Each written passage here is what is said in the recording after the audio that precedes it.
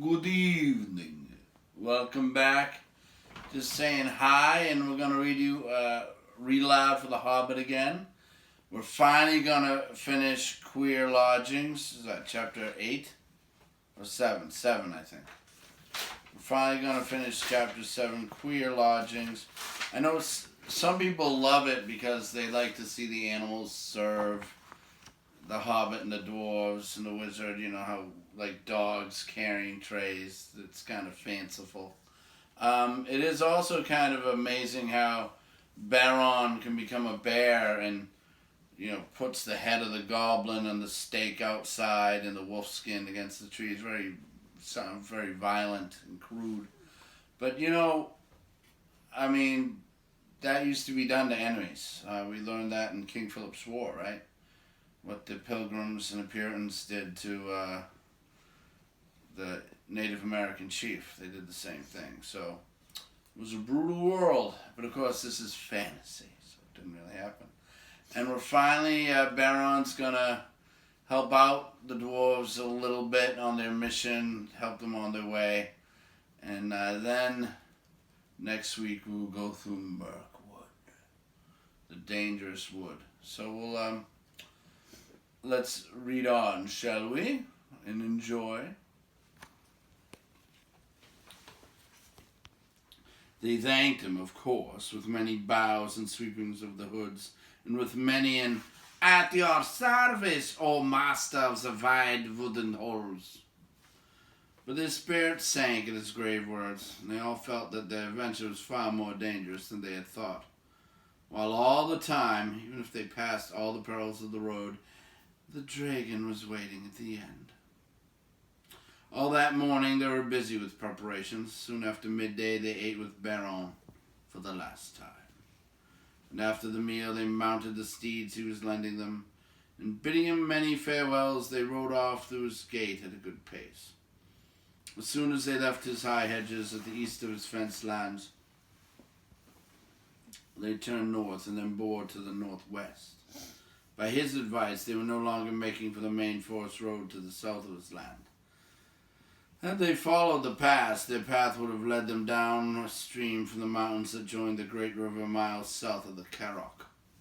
At that point, there was a deep ford which they might have passed if they still had their ponies. And beyond that, a track led to the skirts of the woods and to the entrance to the old forest road.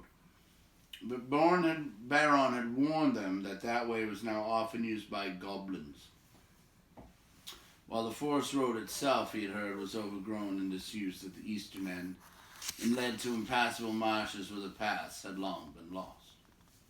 In the eastern opening, he had also its eastern opening had also always been far to the south of the Lonely Mountain, and would have left them still with a long and difficult northward march when they got to the other side. North of the Carrock, the edge of Mirkwood drew closer to the borders of the great river. And though here the mountains too drew down nearer, Baron advised them to take this way, for at a place a few days' ride due north of the Carrock was the gate of a little-known pathway through Mirkwood that led almost straight towards the Lonely Mountain. "The goblins," Baron had said, "will not dare to cross the great river for 100 miles north of the Carrock, nor to come near my house.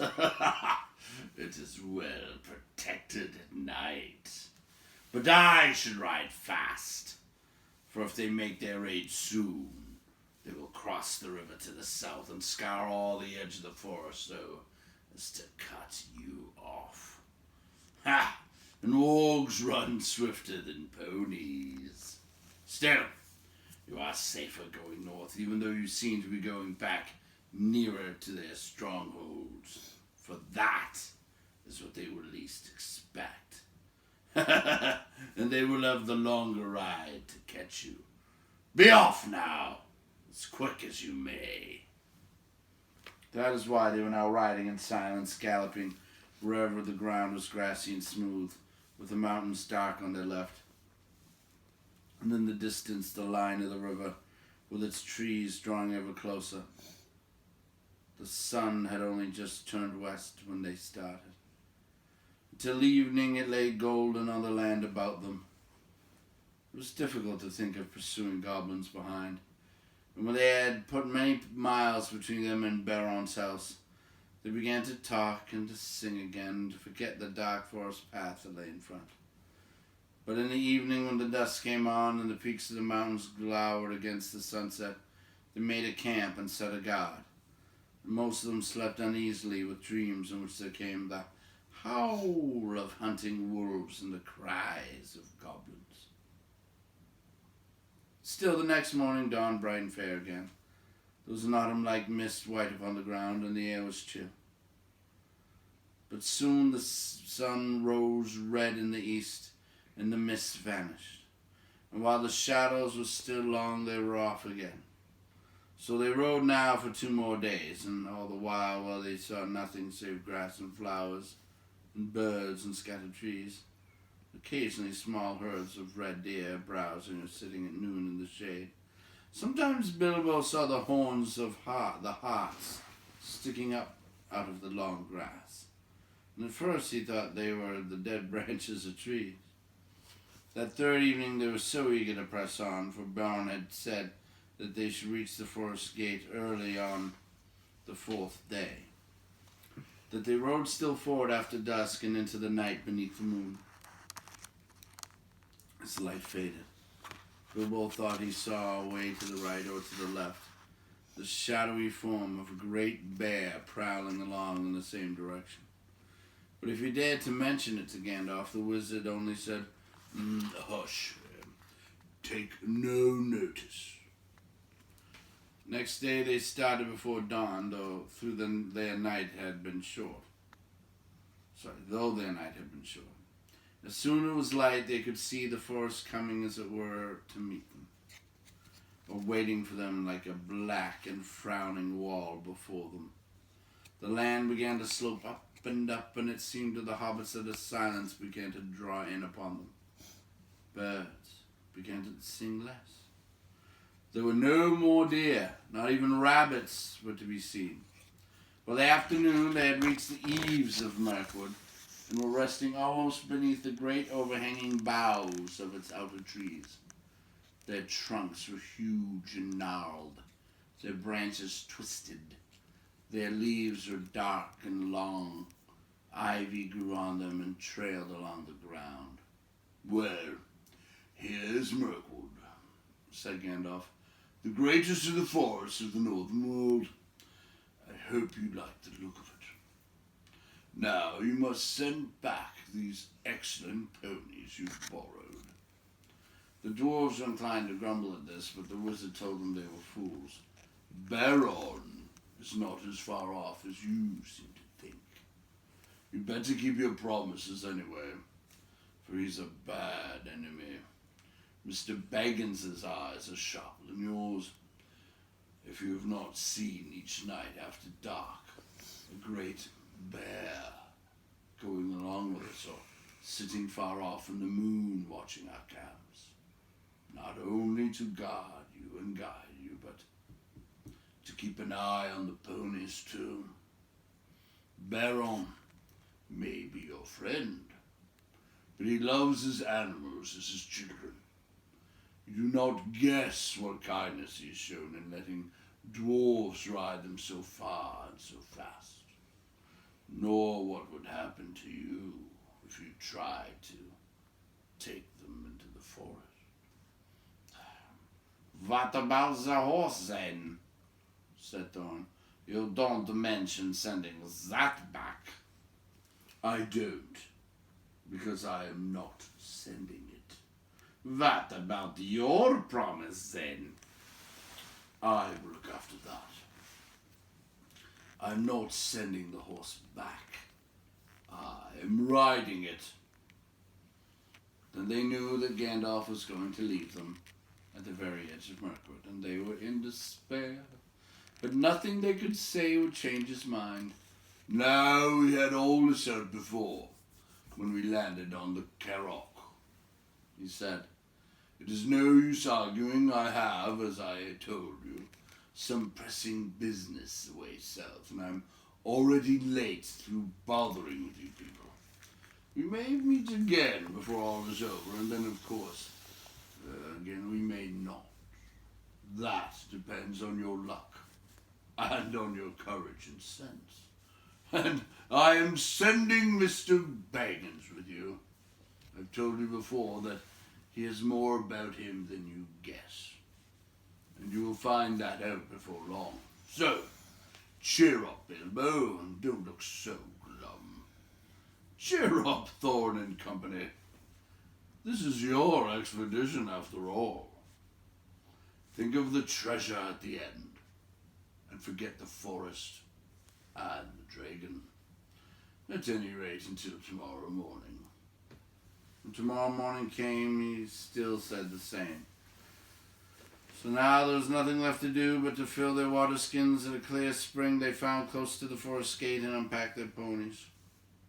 They distributed the packages as fairly as they could, though Bilbo thought his lot was wearisomely heavy, and did not at all like the idea of trudging for miles and miles with all that on his back.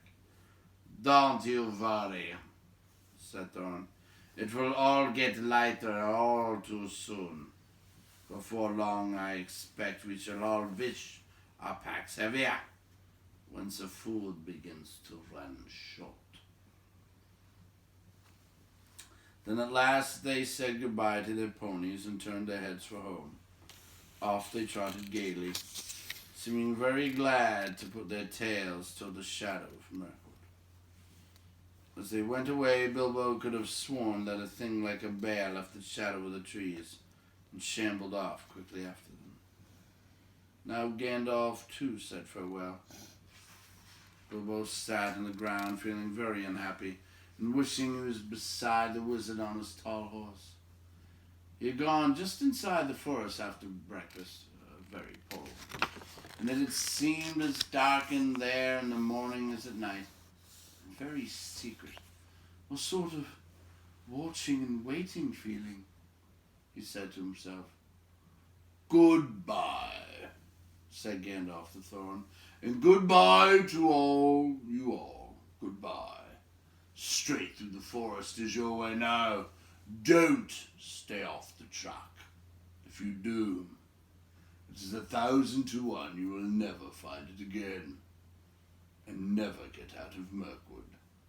And then I don't suppose I, or anyone else, will ever see you again." "Do we really have to go through?" groaned the hobbit. "Yes, you do," said the wizard.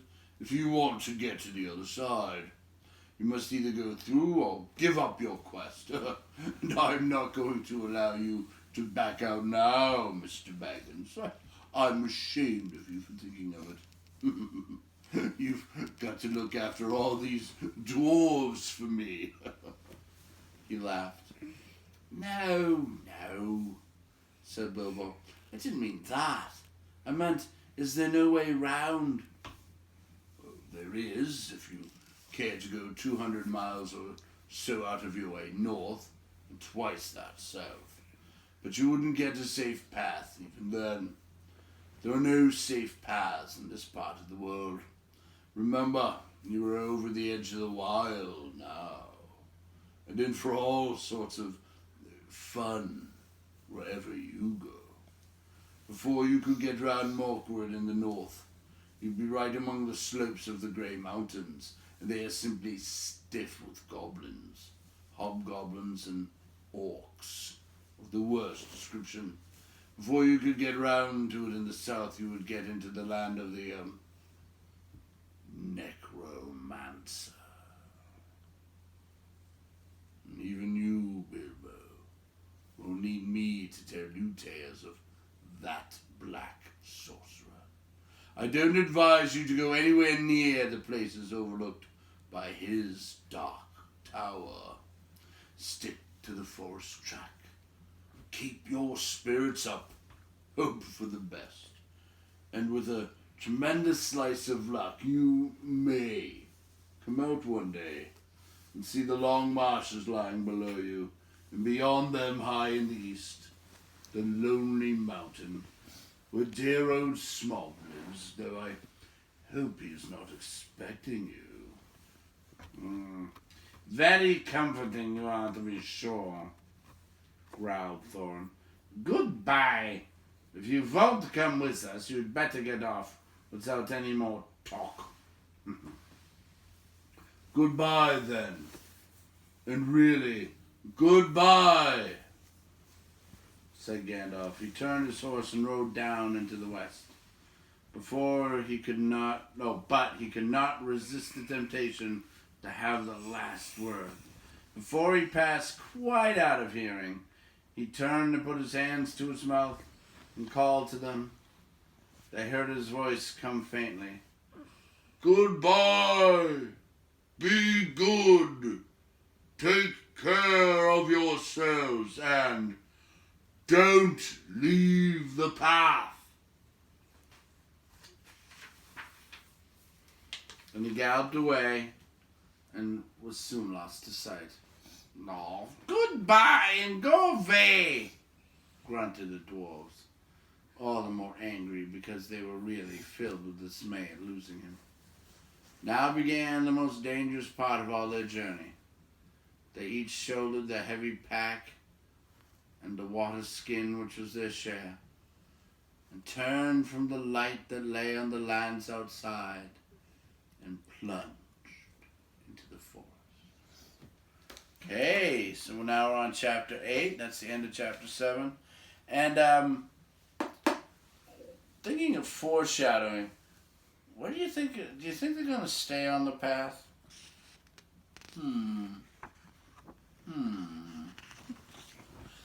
Baron kept saying, don't leave the path. And then Gandalf, don't leave the path. So they keep saying, don't leave the path. That's a foreshadow. I wonder if they'll leave the path. What do you think, Con? Yeah, it mentioned that dwarves can be like very snobby and they don't really listen to people that well. So yeah, okay, that's the reason why I think. Yeah, and it's typical, good point. And it's the characters would do that. And it's typical in stories to say, like, don't do that. And then, of course, it's coming. All right. So I hope you have a good day. Read aloud of The Hobbit. And we'll start on chapter 8 next week. Okay. Bye.